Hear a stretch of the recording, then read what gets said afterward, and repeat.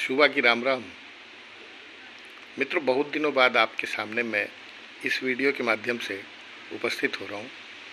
आज यूं ही एक नया विचार आया कि आप सबों को प्रेरित करूं।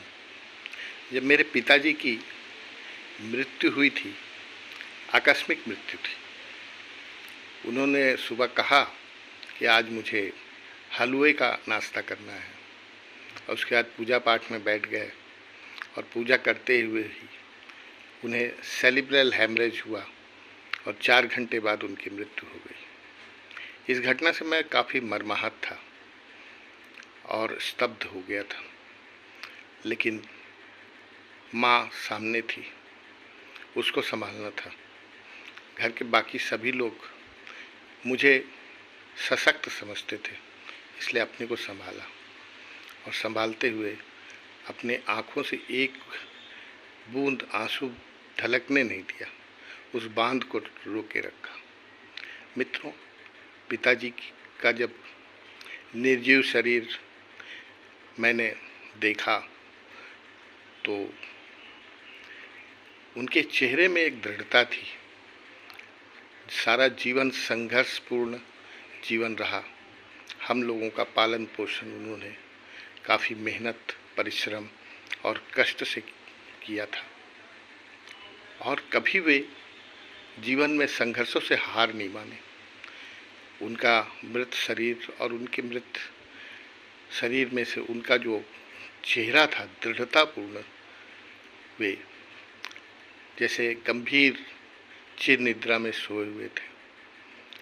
और हमेशा इस बात के लिए मैं खुद को प्रेरित करता रहा कि जीवन में कभी विपरीत परिस्थितियां भी आएँ तो हारना नहीं है।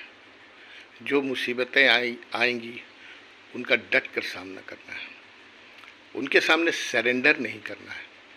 याद रखिए, जीवन संघर्ष का नाम है। जीवन को जीना और उससे चुनौती देते हुए आगे बढ़ना, यही जीवन की सफलता है। बाद में जब मैंने महाभारत की कथा सुनी, गीता का अध्ययन किया, तो मैंने देखा कि भगवान कृष्ण ने भी अर्जुन को यही उपदेश दिया था।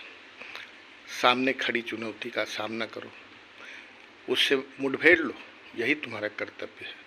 हर इंसान के लिए यही उसके सामने सबसे बड़ा कर्तव्य होता है कि वो किसी भी आई हुई मुसीबत का सामना करे, दृढ़ता से करे, मजबूती से करे, लेकिन हमेशा याद रखें अपना रास्ता सत्य हो, सत्य की ओर हो और रचनात्मक हो।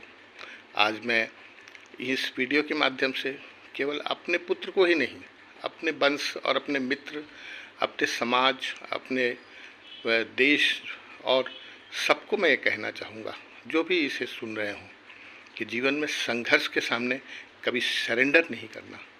जो भी मुसीबतें आएंगी झेला जाएगा, उसका सामना करेंगे।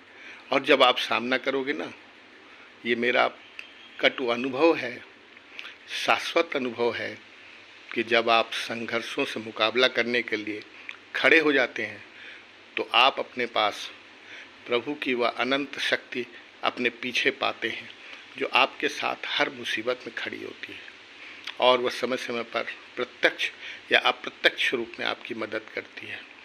मैंने 6 साल कैंसर पीड़ित पत्नी के इलाज के दौरान करीब 3 या 4 बार ऐसा बहुत प्रकट रूप से महसूस किया कि ईश्वर की वह सत्ता मेरे साथ थी, और वह मुझे बता रही थी कि यह तुम्हारे कर्तव्य बोध में है, यह होना है, और इसे अच्छे साहस के साथ तुम्हें लड़ना है।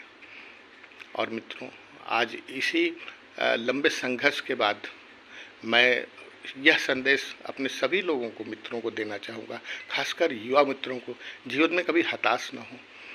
कोई एक बात में अगर आप विफल हो जाते हैं तो ये मत सोचिए कि ज़िंदगी यहीं ख़त्म हो रही है। ज़िंदगी में इससे बड़े अवसर आपको मिल सकते हैं, और उसके पीछे कुछ इतनी बड़ी सफलता छुपी हुई है जिसे आप नहीं देख रहे हैं, लेकिन परमपिता परमात्मा देख रहा है। मित्रों, आज इतना ही, फिर कल मिलते हैं। जय श्री राम।